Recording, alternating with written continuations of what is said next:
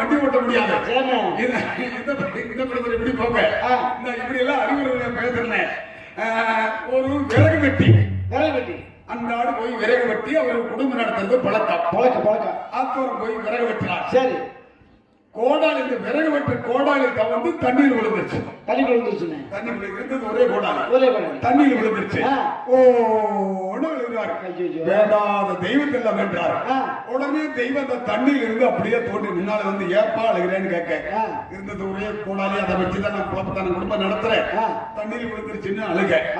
இதுக்கு தானே அழுகிறேன், நீ ஒண்ணும் கவலைப்படாதுன்னு சொல்லி அந்த தேவதை, அந்த தண்ணி தேவதை உடனே தண்ணிக்குள்ள இறங்கி அழகான ஒரு வெள்ளி கோடாலியை கொண்டாந்து கொடுத்தாரு. இவர் சொல்றாரு விறகு வெட்டி, இது எல்லாம் ஏன் கோடாலி கிடையாது. அப்புறம் உடனே தேவதை தண்ணிக்குள்ள இறங்குது. ஒரு தங்க கோடாலியை கொண்டாந்து கொடுக்கணும்.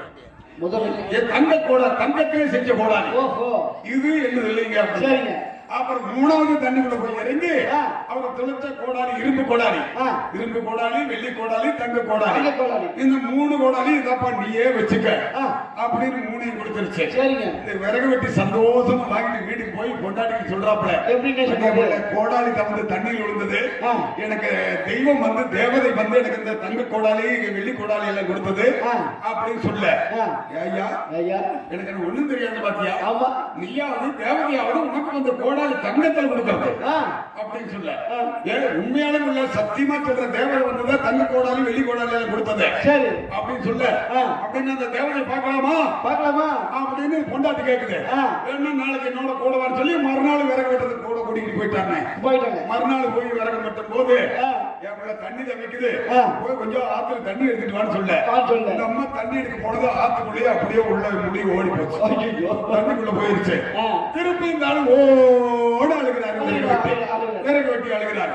ஏப்பா அழுகிறாரு வழக்கம் போல தேவதை வந்து கேட்க பொண்டாட்டி தண்ணிக்குள்ள போயிருச்சுங்க, பொண்டாட்டி இல்லாம எப்படி வாழ ஊர்ல இது இல்லாமலோட வாழ்ந்துடலாம், அதெல்லாம் பொண்டாட்டி இல்லாம இருக்க முடியுமா அழுக, அதுக்கு அழுகிற அப்படின்னு சொல்லி உடனே தண்ணிக்குள்ள இறங்கி நல்ல நயன்தாரா மாதிரி ஒரு பொம்பளை கூட்டிட்டு வந்து காட்டியிருக்கிறது. நயன்தாரா மாதிரி சினிமா நடிகர் நயன்தாரா இருக்குல்ல, அந்த மாதிரி ஒரு பொம்பளை கூட்டிட்டு வந்து விறகு வெட்டிக்கிட்டு காட்ட உடனே இதுதாங்க என் பொண்டாட்டின்னு சொல்லிட்டு விறகு வெட்டி உடனே சொல்லிட்டான்.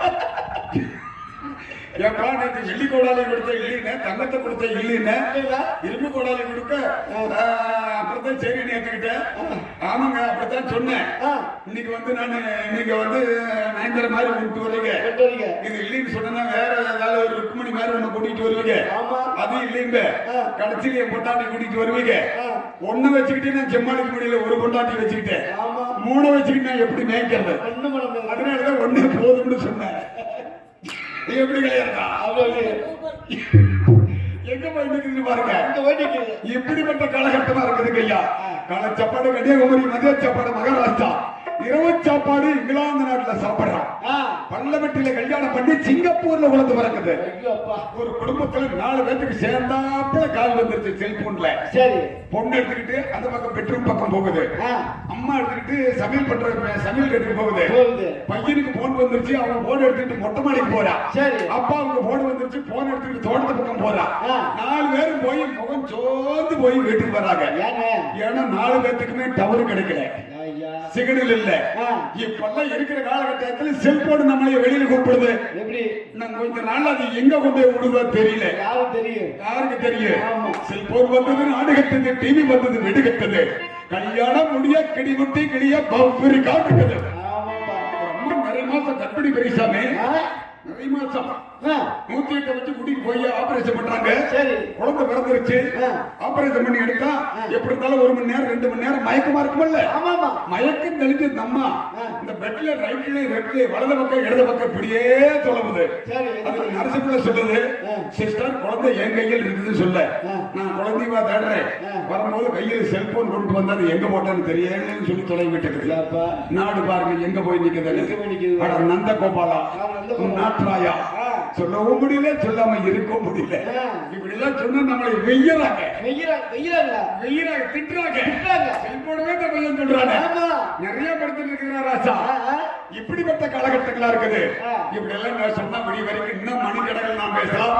இப்படிப்பட்ட காலகட்டத்தில் இன்றைய தினம் வைத்திருக்கிற நாடகம் திரைப்பட நாடகம் பொறுப்பாட நாடகம் தெளிவான நாடகம் காலையில் கதிரவன் உதிக்கும் வரை நடைபெறும் நாடகம் நீங்கள் அவரோடு எதிர்பார்த்துக் கொண்டிருக்கும் நாடகம் பத்து பிரவத்த மூட்டம் சக்தி காமாட்சி என்று பெயர் வந்த காத்தவராயன் எனும் நாடகத்தை மிக சிறப்பாக வைத்திருக்கின்றார்கள். இந்த காத்தவராயன் எனும் நாடகத்தில் பங்கு பெற்று நடிக்கின்ற நடிகர் நடிகைகள் அனைத்து போட்டு சுந்தர தமிழரை பாட்டு இசைத்து செந்தமிழ் நாட்டில் கவி வாடி வந்திருக்கும் எமது தென்னகத்தைச் சேர்த்து பார்த்தவர்கள் அன்பு நண்பர் மகேஷ் அவர்கள் இவருக்கு விடுதலை காத்தவராயனாக நடித்து கூடிய அன்பு பெற காத்திருக்கிறார். மெல்ல வரும் சொல்லி தரும்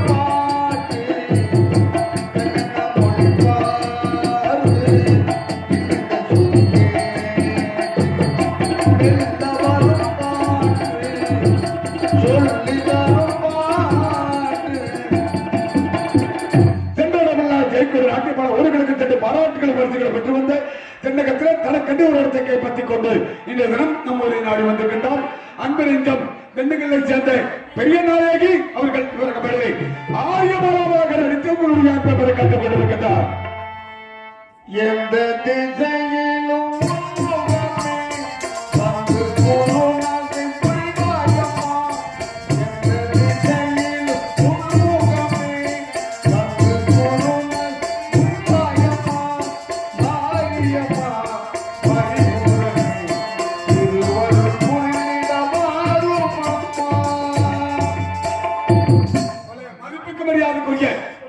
அன்பு மாப்பிள்ளை அழகராஜா அவர்கள் இவருக்கு பதிலே தொட்டியத்தை சின்ன தீரகத்து மாமா கொடுகுறுப்பானாக நடித்துக்கூடிய அன்பு பெற காத்துக் கொண்டிருக்கின்றார்.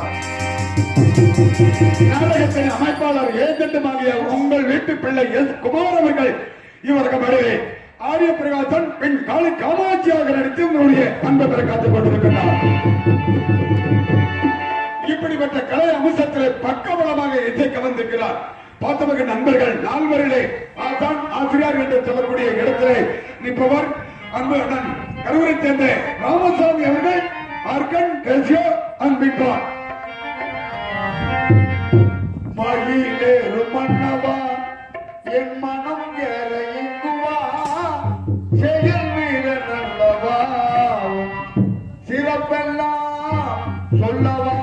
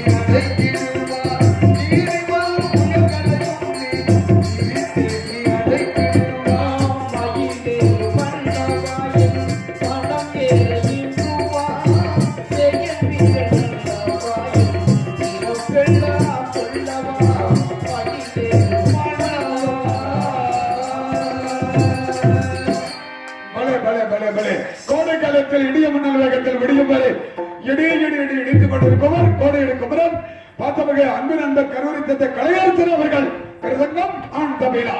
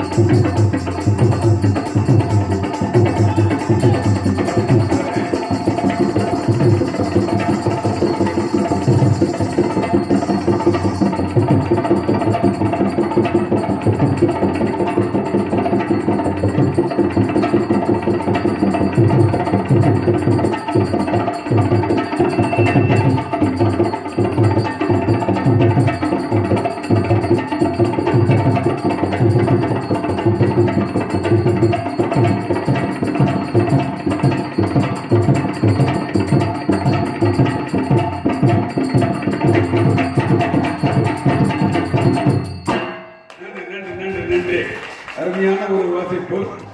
ஏன்னா அவங்க அப்பா அப்படி ஒரு பெரிய வாத்தியக்காரர், கலைமாமணி பட்டம் பெற்றவர்கள். தம்மாளைக்கப்பட்டியில வையாபுரின்னா உலகத்துல தெரியாத ஆட்களே கிடையாது. அப்படிப்பட்ட ஆளும் பிறந்து புளிக்கு பிறந்து போனையாகுமா எழுக்கு பிறந்து இந்த பையன் மட்டுமல்ல, மக ஐயப்பன் ஒரு பையன் இருக்கா, பெரிய கண்டு அனுப்பி வச்சிருக்கேன். அதுல பக்கபலமாக இன்றி நாடெல்லாம் திகழும் மாறி வைத்து திக்கட்டு தென்னமிழ் திறப்பாய் நீவாட எங்களுடைய குலங்காக்கம் அந்த தக்கம்மாள் பொம்மையினுடைய அருள் பெற்று வாழ்வாய் பல்லாண்டு காலம் வாழ்க என்னுடைய தொழில் பெருக. மற்றும் பக்கபலமாக தம்பி பெரியசாமி அவர்களுடைய வரி அவர்களுடைய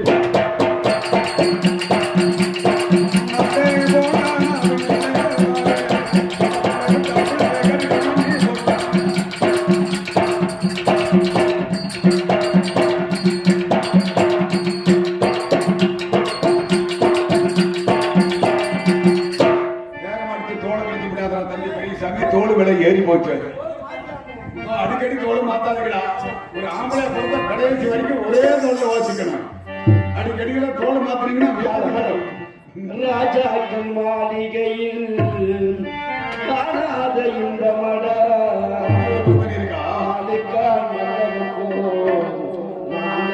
சொந்த மட ரோஜா வீரர்களை போல் மாறாத பாசமடா இங்கே 100 ஆண்டு காலமறை மாறாத பாசமடா முத்துக்கு முத்தாதே பெரும் முத்துக்கு சொத்தாயே பன்னெண்டு இறந்து வந்து கண்ணாதே அன்பாலே இறங்கி வந்து முத்துக்கு வந்தாயே முத்துக்கு முத்தாதே பெரும் முத்துக்கு சொத்தாயே அன்பு இறந்து வந்து பொண்ணுக்கு கண்ணாதே அன்பாலே இறங்கி வந்து முத்துக்கு வந்தாயே.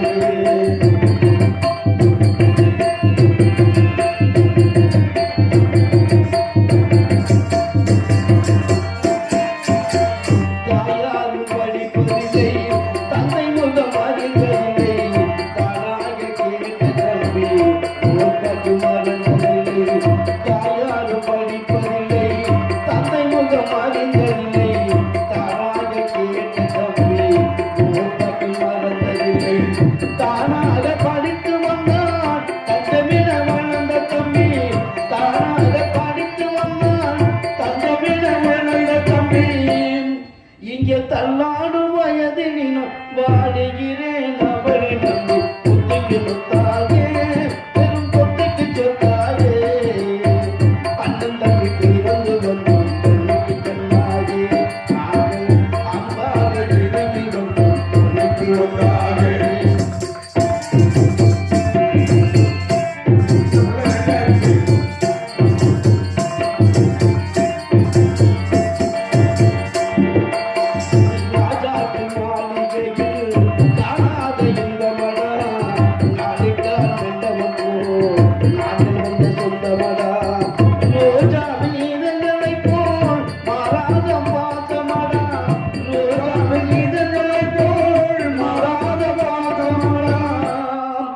இங்கே 100 ஆண்டு காலமழை மாறாத பாசமடா முத்துக்கு முத்தாயே பெரும் முத்துக்கு சொத்தாயே அண்ணனுக்கு இருந்து வந்து கண்ணுக்கு கண்ணாயே அன்பாலே இறங்கி வந்து பொண்ணுக்கு பொன்னாயே. நன்றி நண்பர் பெரியசாமி அவர்களுக்கு நன்றி வணக்கம். நல்ல ஒரு வெயிட்டான பாடலை பாடிய நண்பருக்கு நன்றி வணக்கம். உங்களோடு இணைந்து தாளம் இசைக்கென்று இருவர் வந்திருக்கின்றார். கருப்பண்ணன் மற்றும் சேகர். சேகர் கருப்பண்ணன், கருப்பண்ணன் சேகர் இருவர் எப்படி வீட்டுக்கு வீடு வாசப்படி வேணும்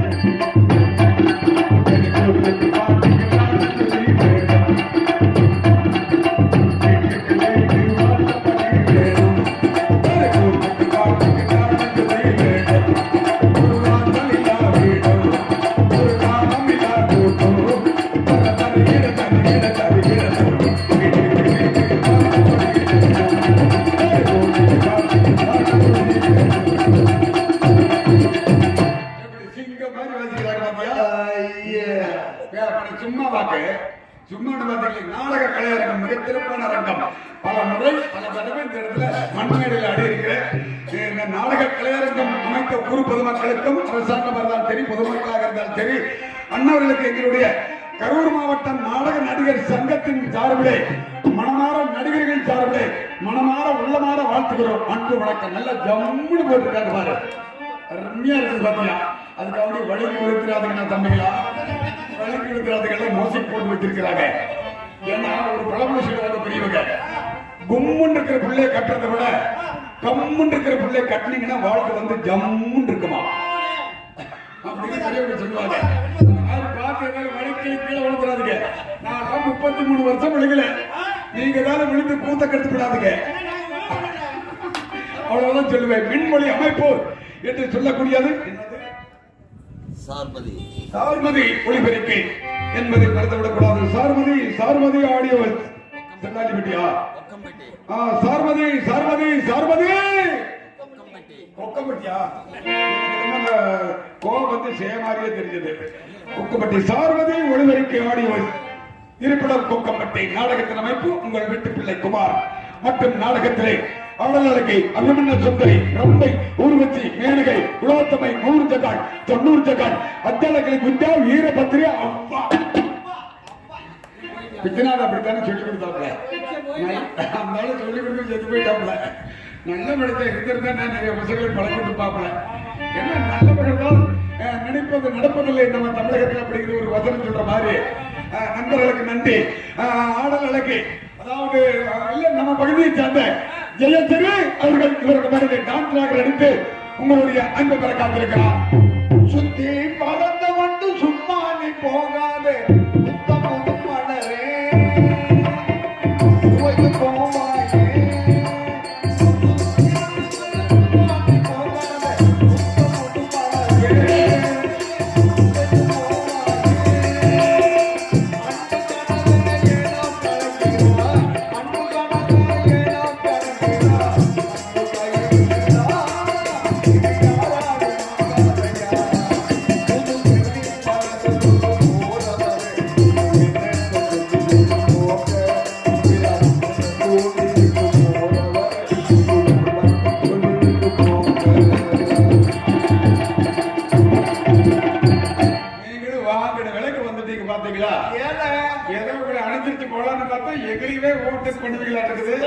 நீங்க பாடுற பாட்டை பார்த்தா அந்த பொண்ணை எண்ணெய் விட்டுட்டு உங்களையெல்லாம் லவ் பண்ண மாட்டேங்குது. விடிய வரைக்கும் 6 மணி வரைக்கும் 6 மணி ஏன் அதான் சொல்றேன் 6 மணிக்கு மேல உங்களுக்கு அடியன் உங்கள் வீட்டு பிள்ளை சம்பகடம் முதுப்பட்டியை சேர்ந்த பெருமாளாகிய நான் பப்பன் ஐயர் அம்மையப்பன் சந்து கொண்டு வருவும் போக எனக்கு எல்லா சர்வீஸ் கொடுத்திருக்கிறாங்க. நிச்சயமாக ஐயா அவர்களுக்கு ஐயர் வேடத்தில் வரும் தருவாயிலே ஐயப்பன் பாடலோடு நிச்சயமாக பாடுவேன் என்று தெரிவித்துக் கொண்டு அடுத்த காட்சிக்கு ஆயத்தமாகின்றேன். எல்லாருமே நல்லா இருக்கலாம்.